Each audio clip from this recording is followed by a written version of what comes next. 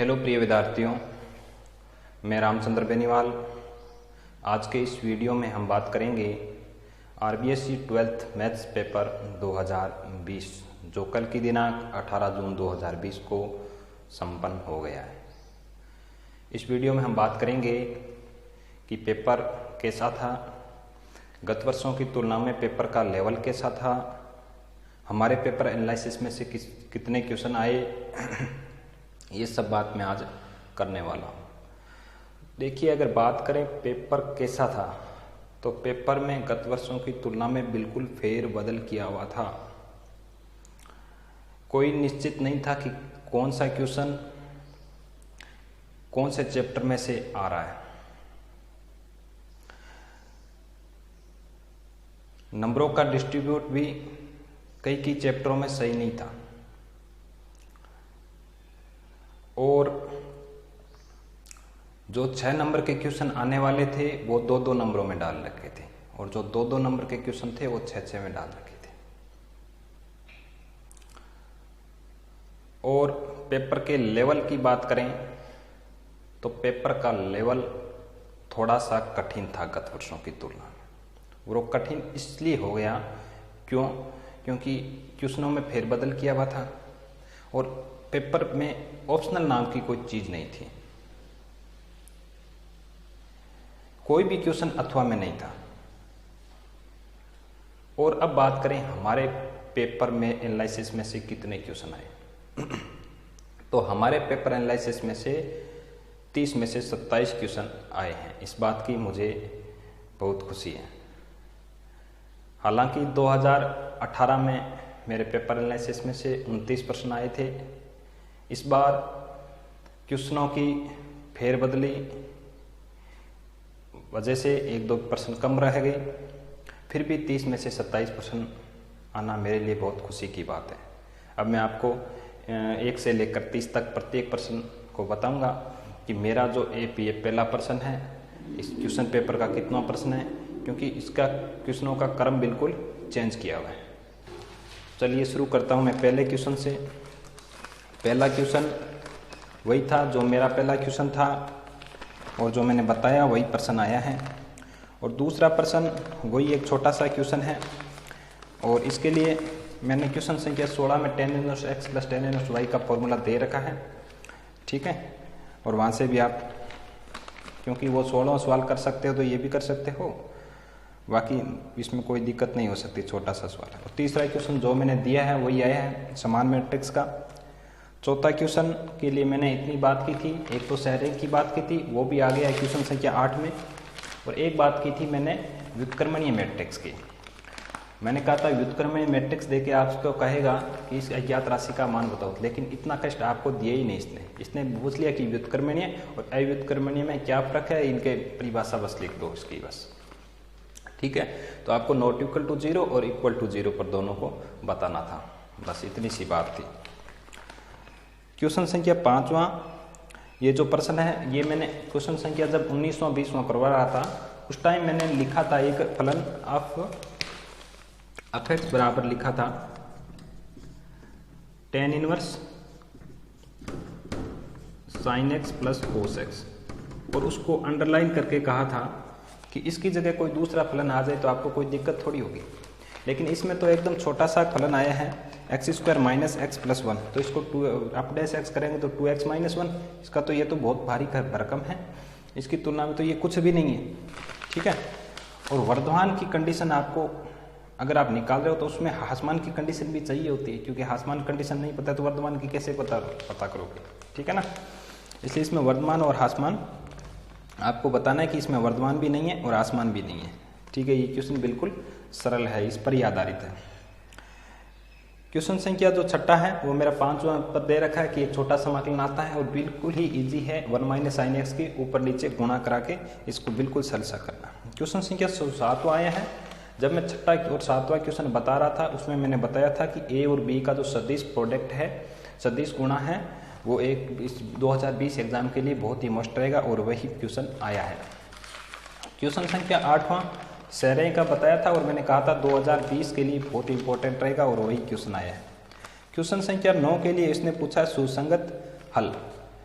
सुसंगत हल feasible solution पूछा है सीधे से परिभाषा पूछी है सीधी किसी। एक बात बताओ, क्वेश्चन संख्या 25वां आप पूरा का पूरा निकालते हो, उसमें सुसंगत हल, इष्टतम हल सारे के सारे आते हैं, फिर सुसंगत हल पीछे कहाँ रह गया? सुसंगत हल के बिना आप कैसे कर पाओगे 25वां क्वेश्चन? ठीक है, ये तो बिल्कुल ही उससे भी आसान पूछ लिया। ठीक है, क्वेश्चन संख्या 10वां एकदम इजी सा पूछा है, जो बताया गया है वही पूछा है। क्वेश्चन संख्या 11वां जो मैंने फर्स्ट प्रोबेबिलिटी दी थी इस क्वेश्चन को, मैंने कहा था 2020 के लिए बहुत ही इंपॉर्टेंट रहेगा, और 11वें क्वेश्चन में बताया था, वही आया है। क्वेश्चन संख्या 12 की बात करें तो 12वां भी वही क्वेश्चन आए हैं जो बताया है मैंने, गुणा आई है दो मैट्रिक्सों की, ए का मान निकाल के। और 13वां क्वेश्चन भी समाकलन है, एकदम बिल्कुल इजी सा। ठीक है, और वो मैंने एग्जाम्पलों के रूप में लिख रखा है। क्वेश्चन संख्या 14वां देखिए, आप क्वेश्चन संख्या मेरे 26वें की बात कर रखता हूँ मैं। मेरे जो 26वें क्वेश्चन कराया था मेरे क्वेश्चनों में, उस 26वें मैंने दो बार अवकलन के प्रश्न दे रखे थे।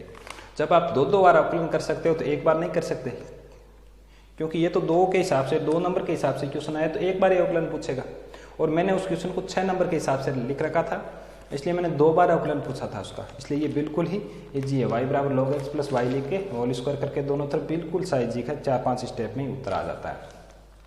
क्वेश्चन संख्या 15वां, जब मैं क्वेश्चन संख्या 19वां और 20वां करवा रहा था उस टाइम मैंने लास्ट में जो क्वेश्चन लिख रखा था वो यही था। क्वेश्चन संख्या 16वां, इसके लिए मैंने 2020 के लिए इंपॉर्टेंट भी बताया था इसको, और मैंने 16वें के रूप में इसको लिख रखा है, देख लेना। क्वेश्चन संख्या 17वें के लिए मैंने विशेष बात भी ये की थी कि इसमें अपने को क्या समानता ढूंढनी है इसमें चीज़ में।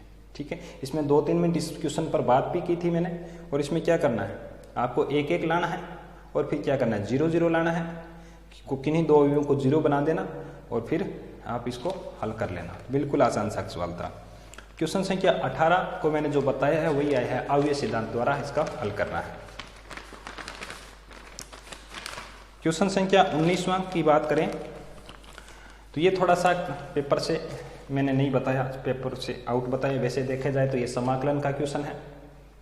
ठीक है, इसके मैंने बताया था, आपको अगर फॉर्मूले याद है तो आप इसको कर सकते हैं, फिर भी इसको मान सकते हो कि हमारे पेपर एनालिसिस में से नहीं आया। क्वेश्चन संख्या 19वां। 20वां प्रश्न की मैंने फर्स्ट प्रायोरिटी दी थी और मेरे पेपरों में एनालिसिस में लिखा हुआ है, देख लेना। 22वां क्वेश्चन के रूप में इसको लिखा हुआ है। परवलय y स्क्वायर बराबर 4x तथा x स्क्वायर बराबर 4by के मध्यवर्ती क्षेत्र का क्षेत्रफल ज्ञात कीजिए। क्वेश्चन संख्या जो 21वां है वो 23वें के रूप में लिख रखा है, और जो ये वर्त और रेखा और एक्स एक्स के मध्यवर्ती प्रथम चतुर्थांश में स्थित क्षेत्र का क्षेत्रफल ज्ञात कीजिए। ये भी फर्स्ट प्रायोरिटी वाले क्वेश्चन आपको लगा रखा है उसमें। क्वेश्चन संख्या 22 की बात करें तो मैंने कहा था बर्नौली समीकरण बहुत ही मोस्ट रहेगी, और बर्नौली समीकरण पे टिक लगाया था। उसके बाद में एक नीचे क्वेश्चन पर टिक लगाया था, वो दोनों क्वेश्चन लगातार छपे हुए हैं, देख लो। बर्नौली समीकरण में एग्जाम्पल चेंज है और नीचे वाला क्वेश्चन एकदम सेम का सेम है, वो 22वां 23वां, और इसको फर्स्ट प्रायोरिटी दी थी 2020 के लिए। क्वेश्चन संख्या 24वां देखिए, और 24वां मैंने 19वें और 20वें में लिख रखा था, और इसको 2020 के लिए सबसे इंपॉर्टेंट बताया था tan इनवर्स रूट 2 वाले को, और वही क्वेश्चन आया है। और 25वां क्वेश्चन तो मैंने जो बताया है उसमें से आया है लगभग। और 26वां क्वेश्चन देखिए, ये 2 नंबर का क्वेश्चन में सेट नहीं बैठ रहा था क्योंकि ये बहुत बड़ा क्वेश्चन है, और इसने दे दिया इसको 6 नंबर के क्वेश्चन है, इसलिए हमारे थोड़ा पेपर एनालिसिस से ये बाहर आ गया। क्वेश्चन संख्या 26वां। अब बात करते हैं क्वेश्चन संख्या 27 की। तो 27वां क्वेश्चन वैसे देखा जाए तो बिल्कुल सा सरल है, लेकिन ये क्वेश्चन हमारे पेपर एनालिसिस में शामिल नहीं था। उसके बाद क्वेश्चन संख्या 28वां मैंने फर्स्ट प्रायोरिटी दी थी इसको, मैंने कहा था 2020 के लिए बहुत ही इंपॉर्टेंट रहेगा, वही आ गया दोनों के दोनों। 2029 में मैंने गोट के कहा था इसको मत भूलना, इसको मत भूलना, और 2020 के लिए जो इंपॉर्टेंट बताया था वही क्वेश्चन आया है। और 30वें प्रश्न की बात करें तो ये प्रायिकता का मैंने कहा था बेज पर में आएगी आएगी आएगी और आके ही रही है। लेकिन एक बात बता दूं, ये क्वेश्चन जो है ना किताब में भी नहीं है। हाँ, इस टाइप का एक जरूर है किताब में, लेकिन ये बेज प्रमेय का क्वेश्चन है, और बेज प्रमेय को मैंने बताया था कि बेज प्रमेय जरूर आएगी आपके पेपर में। कोई भी एक एग्जाम्पल अगर कर लोगे तो ये क्वेश्चन आपके आसानी से हो जाएगा। अगर बात करें फर्स्ट प्रायोरिटी वाले क्वेश्चन की कि 2020 के लिए ये वेरी वेरी इंपॉर्टेंट रहेगा। ऐसे क्वेश्चन 80 में से 50 नंबरों के ऐसे क्वेश्चन हैं जो मैंने 2020 के लिए मोस्ट बताए थे। कुल मिला के मैं एक ही मोस्ट बता रहा था एक क्वेश्चन के लिए, जो दो दो क्वेश्चन साथ लिख रहा था उसके लिए दो दो बता रहा था। समझ गए मेरी बात को? तो इसके लिए मुझे बहुत खुशी है। आशा करता हूँ आपके पेपर भी बहुत अच्छे हुए होंगे। ठीक है, इसी के साथ धन्यवाद।